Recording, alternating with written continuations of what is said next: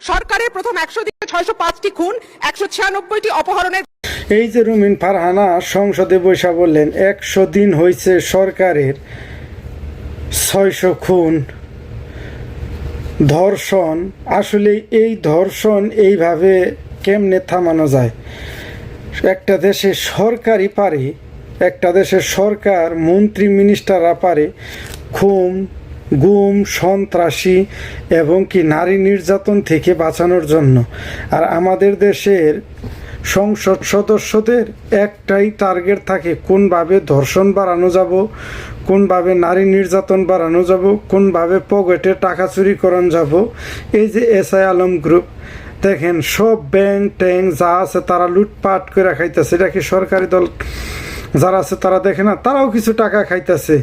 এই যে শিশু ধর্ষণ হইতেছে, বর্তমানে হাজার হাজার শিশুরা ধর্ষণ হইতেছে, এগুলা কি সরকার দেখতেছে না? দেখতেছে।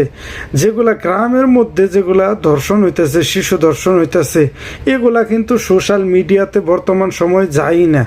এগুলা কিন্তু যারা পয়সাওয়ালা তারা কিন্তু ধুমধাম চাপা দিয়া হুমকি টুমকি দিয়া ওই জায়গায় থামাই দিতেছে। আর কিছু আছে যে ভাইরাল হইতেছে।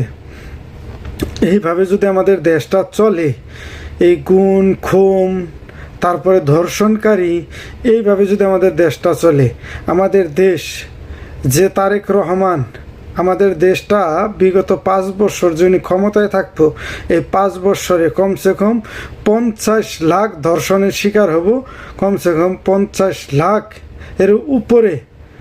মনে করেন যে মানুষের জমি দখল, রাজাকারি, ছিনতাই, খুন, এগুলা প্রচুর পরিমাণের বাড়বো।